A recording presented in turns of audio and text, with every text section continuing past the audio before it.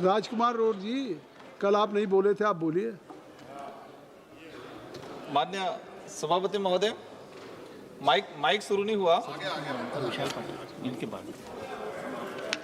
मान्य सभापति महोदय, यहाँ से आपका नाम ले लिया गया, माइक आ जाएगा। आप माननीय सभापति महोदय, आज आपने सप्लीमेंट्री बजट पर मुझे अपना वक्तव्य रखने का अवसर दिया, उसके लिए मैं आपको तहे दिल से धन्यवाद देना चाहता हूं।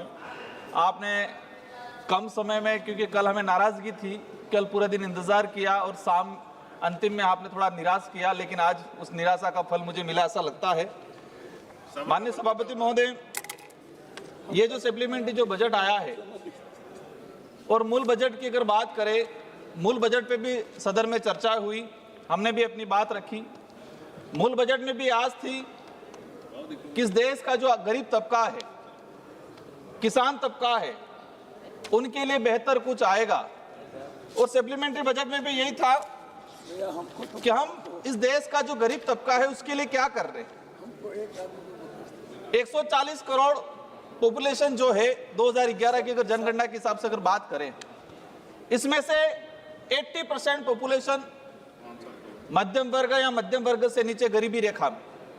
लेकिन इनके लिए इस बजट में कोई विशेष प्रावधान या विशेष योजना या विशेष बजट का प्रावधान नहीं हुआ। इस देश के अंदर आदिवासी बाहुल्य क्षेत्र की अगर बात करें, आदिवासी समुदाय की बात करें, 2011 की जनगणना के हिसाब से 10 करोड़ 41 लाख आदिवासी समुदाय है। और आज अगर देखा जाए तो 13 से 14 करोड़ इस देश के अंदर आदिवासी समुदाय है। लेकिन इस तबके को राज्य सरकारें हो या केंद्र सरकार हो, किसी की भी सरकार हो, इस तबके को हमेशा नजरअंदाज किया जाता है। मैं आपके माध्यम से माननीय वित्त मंत्री महोदय से कहना चाहूंगा, आज भी आदिवासी बाहुल्य क्षेत्र मूलभूत सुविधाओं से वंचित है। हम बात करते हैं रोटी, कपड़ा, मकान, सड़क, शिक्षा, स्वास्थ्य। आज भी आदिवासी बाहुल्य राजस्थान, मध्य प्रदेश, गुजरात, छत्तीसगढ़ कई ऐसे इलाके हैं जहां पर उस गांवों में सड़क नहीं है, स्वास्थ्य सुविधा नहीं है, पढ़ने के लिए शिक्षा नहीं, विद्यालय नहीं है। अगर विद्यालय है तो कागजों में है, उसका भवन नहीं है, और भवन है तो वहां टीचर नहीं है, और टीचर है तो गवर्नमेंट इतना उसको मतलब कहे कि गैर शैक्षणिक कार्य दे दी जाती है, वो पढ़ा नहीं पाता। मैं मूल रूप से कहना चाहूंगा, रोजगार गारंटी योजना, रोजगार गारंटी योजना आदिवासी, दलित, पिछड़ा जो गरीब तबका है उसको जीवन यापन करने का सबसे बड़ा सहारा था।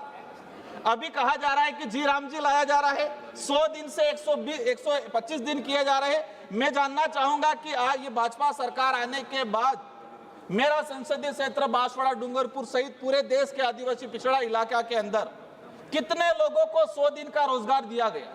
माननीय सभापति महोदय, आपको जान के आश्चर्यचकित होगा, अभी कह रहे हैं कि 100 दिन से 125 दिन कर दिया, अच्छी बात है, लेकिन हमारे इलाके में पिछले 2 से 3 साल का जो डाटा है, औसतन मजदूरी दिवस, पूरे जिले की औसतन मजदूरी दिवस बांसवाड़ा में 35 कार्य दिवस, डूंगरपुर में 25 से 27 कार्य दिवस।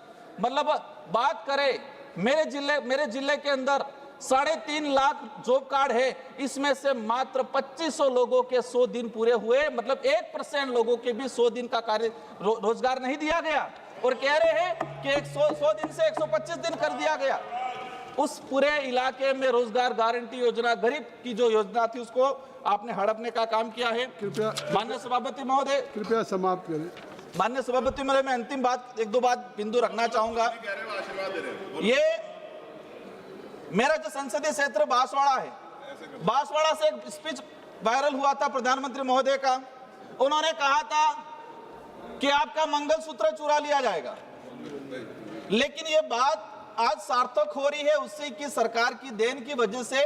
सोना इतना महंगा हो गया है कि आज गरीब तबके का व्यक्ति अगर अपने बेटे बेटी का शादी करा रहा है तो उस व्यक्ति को सोने का वो मंगलसूत्र नहीं ले पा रहा है, चांदी का जेवरात नहीं ले पा रहा है। आज गांवों में जन जागरण हो रहा है कि महंगा इतना सोना हो गया, चांदी हो गया है, तो शादी ब्याह के अंदर सोना चांदी को वो इग्नोर करे। सामाजिक स्तर पे जन जागरण हो रहा है। कहा था मंगलसूत्र छीन लेंगे, और आज वो खुद छीन रहे हैं, गरीब के बेटे का, गरीब की बेटी का।